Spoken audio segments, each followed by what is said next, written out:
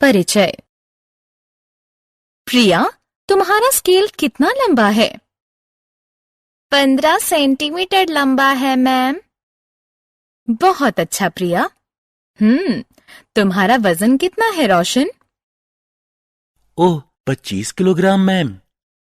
ठीक है।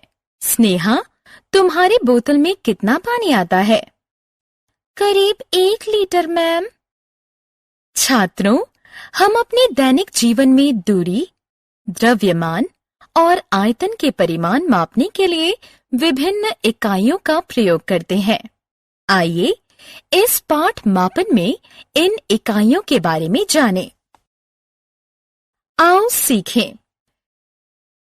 दूरी, द्रव्यमान और आयतन के परिमाण मापने के लिए प्रयोग होने वाली विभिन्न इकाइयों को जानना।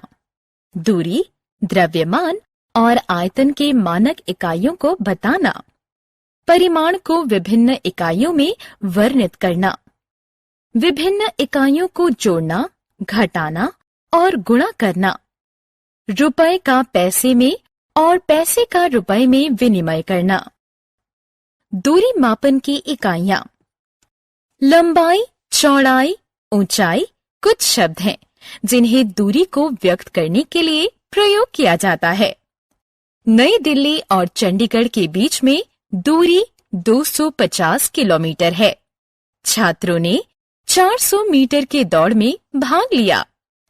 आयत ABCD की लंबाई 5 सेंटीमीटर है।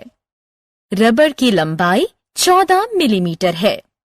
हमें ज्ञात हुआ कि दूरी मापने के लिए किलोमीटर, मीटर, सेंटीमीटर, मिलीमीटर इकाइयों का प्रयोग किया जाता है। इनमें से किलोमीटर सबसे बड़ी इकाई है जिसका प्रयोग बड़ी दूरियां मापने के लिए किया जाता है, जबकि मिलीमीटर सबसे छोटी इकाई है जिसका प्रयोग बहुत छोटी लंबाई मापने के लिए किया जाता है। दूरी के लिए मानक इकाई है मीटर। इकाइयों में परिवर्तन। दोस्तों, आइए अब एक इकाई में दी गई दूरी को दूसरी इकाई में व्यक्त करना सीखें। 1 किलोमीटर में कम की दूरी को मापने के लिए 1 किलोमीटर को 1000 बराबर भागों में बांटा गया है और हर भाग को एक इकाई माना जाता है। इसे मीटर कहते हैं। हम कह सकते हैं कि 1000 मीटर 1 किलोमीटर के बराबर होता है। इसी तरह 1 मीटर को 100 बराबर भागों में बांटा गया है और हर भाग को एक इकाई माना जाता है। इसे सेंटीमीटर कहते हैं। अतः 1 मीटर 100 सेंटीमीटर के बराबर होता है। बॉक्स में सेंटीमीटर में दी गई दूरी को आप मिलीमीटर में कैसे बदलेंगे? जब 1 सेंटीमीटर को 10 बराबर भागों में बांटा जाता है तो इसके प्रत्येक भाग को 1 मिलीमीटर कहते हैं। इसका अर्थ है कि 1 सेंटीमीटर 10 मिलीमीटर के बराबर होता है। द्रव्यमान मापने की इकाइयां। आप अपनी माँ के साथ सब्जी खरीदने गए होंगे। आपने अपनी माँ को सब्जी वाले से 1 किलो बंद गोभी, 5 किलो आलू, 100 ग्राम हरी मिर्च आदि मांगते जरूर सुना होगा। किलोग्राम और ग्राम वस्तुओं का द्रव्यमान मापने की 2 इकाइयां हैं, जिसमें से किलोग्राम द्रव्यमान की मानक इकाई है। यदि 1 किलोग्राम को 1000 भागों में बांट दिया जाए तो एक भाग को 1 ग्राम कहेंगे। इसका अर्थ है कि 1 किलोग्राम 1000 ग्राम के बराबर होता है। आयतन मापने की इकाइयां। आपके घर में रोज कितना दूध आता है?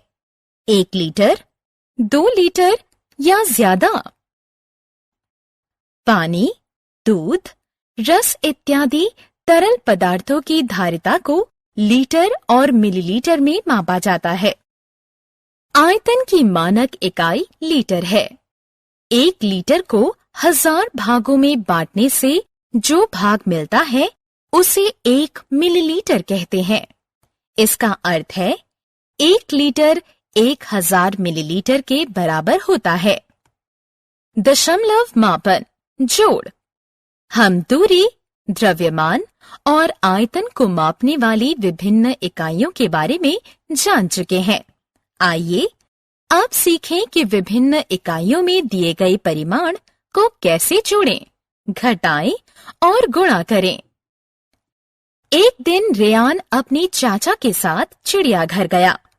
पहले 10 किलोमीटर और 598 मीटर वो लोग बहुत तेजी से चले, लेकिन उसके बाद के 8 किलोमीटर और 633 मीटर उन्होंने बहुत समय ले लिया। उन्होंने कुल कितनी दूरी तय की?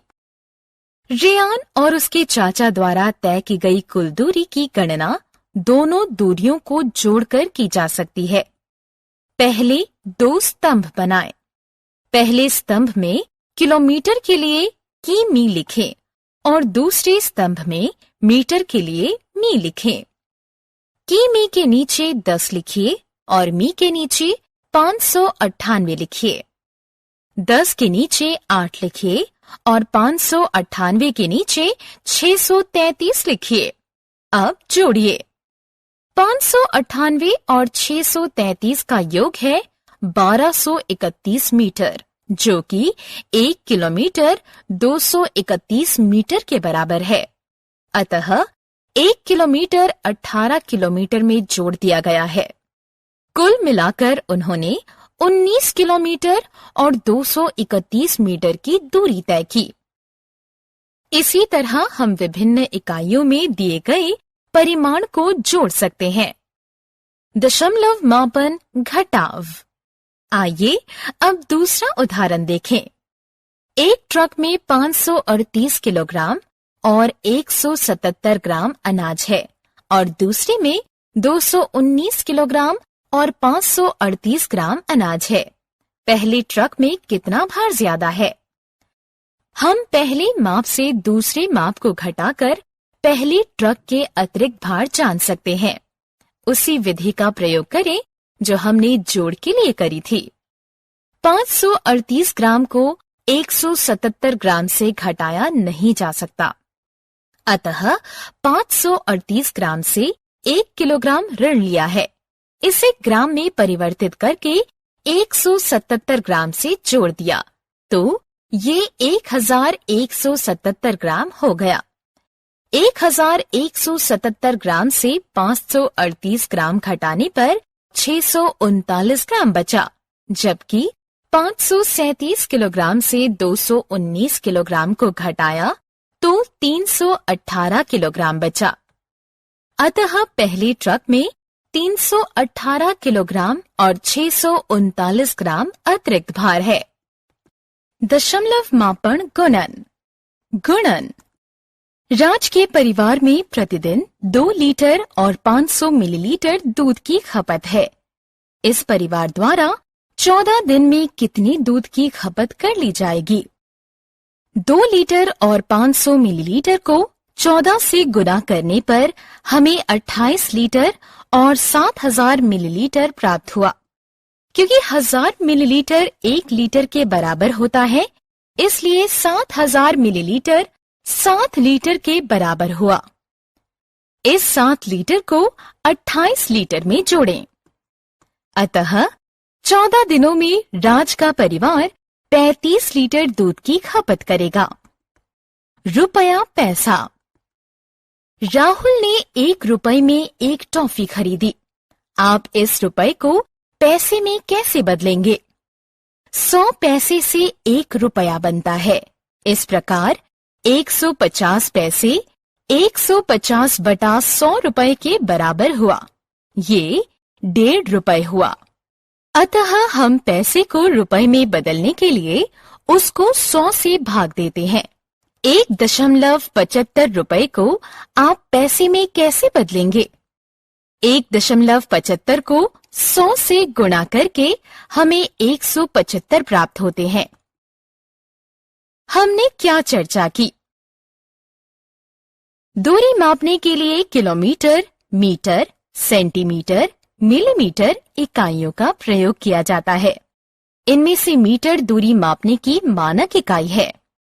किलोग्राम और ग्राम वस्तुओं के द्रव्यमान मापने की 2 इकाइयां हैं, जिसमें से किलोग्राम द्रव्यमान मापने की मानक इकाई है। तरल पदार्थों के आयतन को लीटर या मिलीलीटर में मापते हैं।